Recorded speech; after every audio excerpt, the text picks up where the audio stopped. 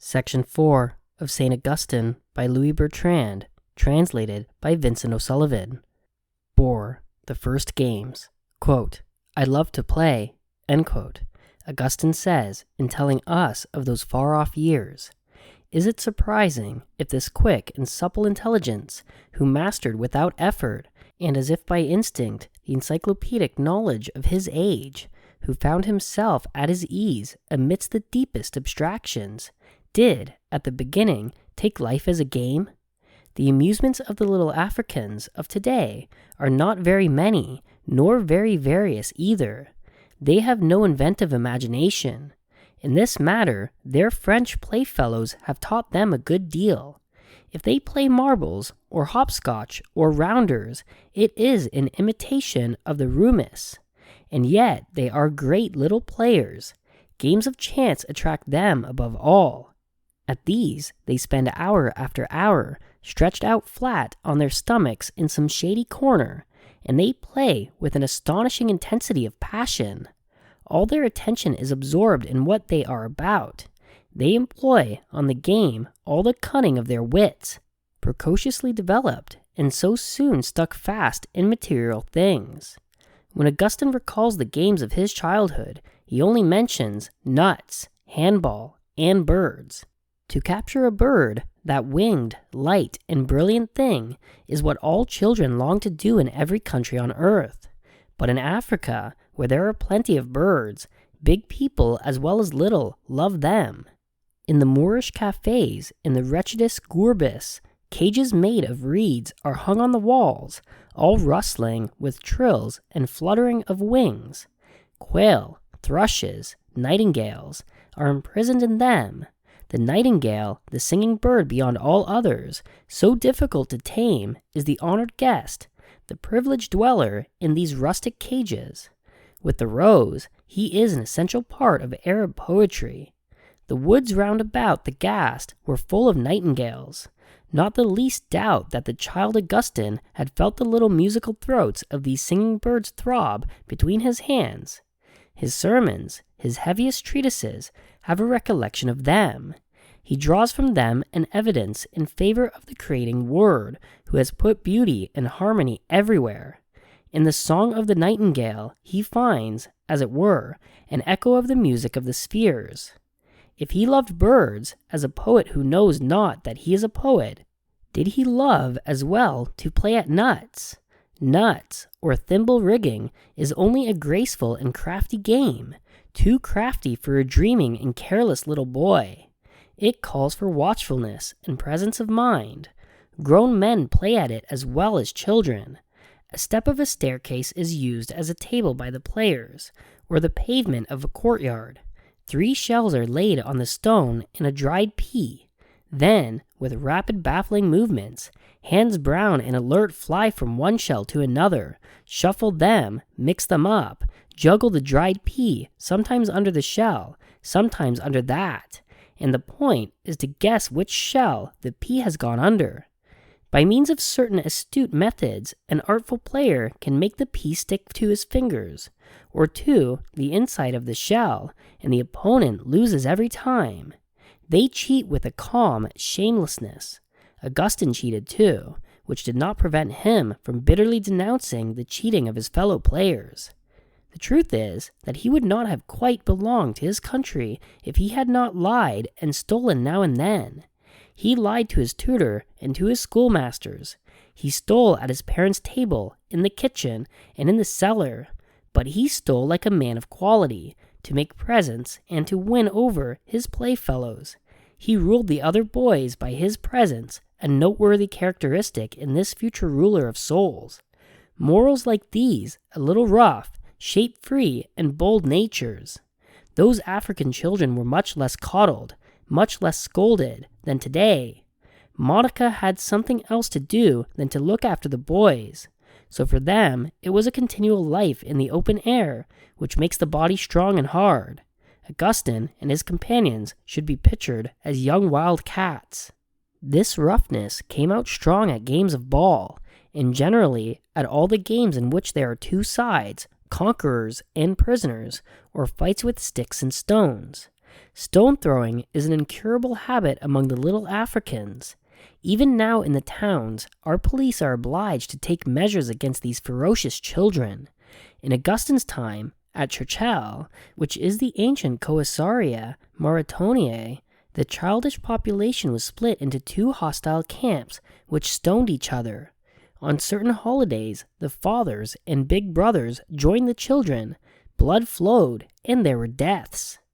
The Bishop Augustin recalls with severity the, quote, superb victories, end quote, he won in jousts of this kind, but I find it hard to believe that such a delicate child, he was sickly almost all his life, could have got much pleasure out of these brutal sports. If he was drawn into them by the example of others, it must have been through the imagination they appealed to him. In these battles, wherein sides took the field as Romans against Carthaginians, Greeks against Trojans, he believed himself Scipio or Hannibal, Achilles or Hector. He experienced beforehand, as a rhetorician, the intoxication of a triumph which playfellows who were stronger and better, provided with muscles, gave him a hard fight for. He did not always get the upper hand, except perhaps when he bribed the enemy. But an eager young soul, such as he was, can hardly be content with half victories. He wants to excel. Accordingly, he sought his revenge in those games wherein the mind has the chief part.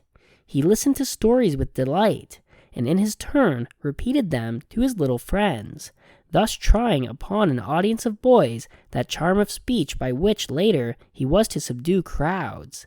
They also played at acting, at gladiators, at drivers and horses. Some of Augustine's companions were sons of wealthy citizens who gave splendid entertainments to their fellow countrymen. As these dramatic representations, or games of the arena or circus, drew near, the little child world was overcome by a fever of imitation. All the children of Thagaste imitated the actors, the mirmillones, or the horsemen in the amphitheater, just as the young Spaniards of today imitate the toreros. In the midst of these amusements, Augustine fell ill. He had a fever and violent pains in the stomach. They thought he was going to die. It appears that it was himself who in this extreme situation asked for baptism. Monica was making all haste to have the sacrament administered, when suddenly, against all expectation, the child recovered. Again was baptism postponed, and from the same reason, to lessen the gravity of the sins which young Augustine was bound to commit. His mother, who no doubt foresaw some of them, again fell in with the custom. It is possible that Patricius interfered this time in a more decided way. Just at this period, Catholicism was in an unfavorable situation. The short reign of Julian had started a violent pagan reaction. Everywhere, the temples were reopening, the sacrifices beginning again. Moreover, the Donatists secretly aided the pagans. Their seeds, more or less, acknowledged the circonciliones. Bands of fanatical peasants scoured through the Numidian country, attacking the Catholics, ravaging and pillaging, and burning their farms and villas. Was this a good time to make a noisy profession of faith, to be enrolled among the ranks of the conquered party? Little Augustine knew nothing of all these calculations of motherly prudence and fatherly diplomacy.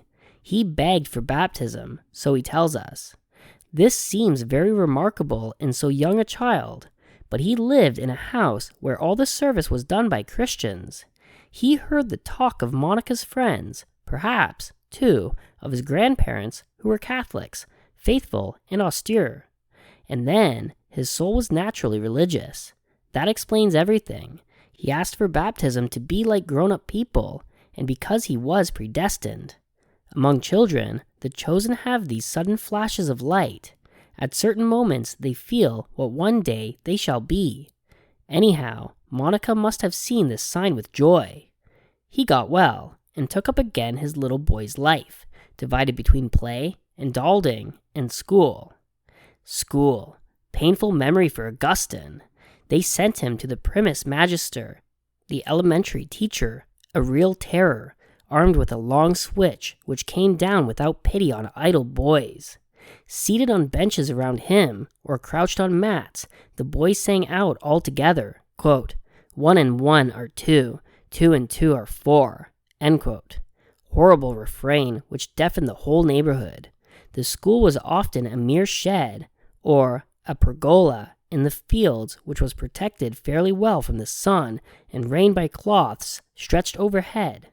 A hut rented for a trifle, wide open to the winds, with a mosquito net stretched out before the entrance. All who were there must have frozen in winter and broiled in summer. Augustin remembered it as a slave's chain prison, ergastulum, of boyhood. He hated school and what they taught there, the alphabet, counting, and the rudiments of Latin and Greek grammar. He had a perfect horror of lessons, of Greek above all. This schoolboy, who became, when his turn came, a master, objected to the methods of school. His mind, which grasped things instinctively at a single bound, could not stand the gradual procedure of the teaching faculty. He either mastered difficulties at once or gave them up. Augustin was one of the numerous victims of the everlasting mistake of schoolmasters who do not know how to arrange their lessons to accord with various kinds of mind. Like most of those who eventually become great men, he was no good as a pupil. He was often punished, thrashed, and cruelly thrashed. The master's scourge filled him with an unspeakable terror. When he was smarting all over from cuts and came to complain to his parents, they laughed at him or made fun of him. Yes, even the pious Monica. Then the poor lad, not knowing whom to turn to, remembered hearing his mother and the servants talk of a being, very powerful and very good, who defends the orphan and the oppressed, and he said from the depths of his heart, quote, "O my God, please grant that I am not whipped at school," end quote. But God did not hear his prayer because he was not a good boy. Augustin was in despair. It is evident that these punishments were cruel, because 40 years afterwards he denounces them with horror. In his mind, they are tortures comparable to the wooden horse or the iron pincers. Nothing is small for children, especially for a sensitive child like Augustin. Their sensitiveness and their imagination exaggerate all things out of due measure. In this matter, also, schoolmasters often go wrong. They do not know how to handle delicate organizations. They strike fiercely, when a few words said at the right moment would have much more effect on the culprit. Monica's son suffered as much from the rod as he took pride in his successes at games. If, as Scipio, he was filled with a sensation of glory in his battles against other boys, no doubt he pictured himself a martyr, as St. Lawrence or St. Sebastian, when he was swished. He never pardoned, save as a Christian, his schoolmasters for having brutalized him. Nevertheless, despite his hatred for ill-ordered lessons, his precocious intelligence was remarked by everybody. It was clear that such lucky gifts should not be neglected. Monica, no doubt, was the first to get this into her head, and she advised Patricius to make Augustin read for a learned profession. The business of the curia was not exactly brilliant, and so he may have perceived that his son might raise their fortunes if he had definite employment. Augustin, a professor of eloquence or a celebrated pleader, might be the savior and the benefactor of his family. The town councils and even the imperial treasury paid large salaries to rhetoricians. In those days, rhetoric led to everything. Some of the professors who went from town to town giving lectures made considerable fortunes. At Thagaste, they pointed with admiration to the example of the rhetorician Victorinus, an African, a fellow countryman, who had made a big reputation overseas and had his statue in the Roman Forum. And many years before, had not M. Cornelius Fronto of Cirta, another African, became the tutor of Marcus Aurelius, who covered him with honors and wealth and finally raised him to the consulship. Pertinax himself, did he not begin as a simple teacher of grammar and became proconsul of Africa and then emperor of Rome? How many stimulants for provincial ambition! Augustine's parents reasoned as the middle-class parents of today. They discounted the future, and however hard up they resolved to make sacrifices for his education. And as the schools of Thagaste were inadequate, it was decided to send this very promising boy to Madara.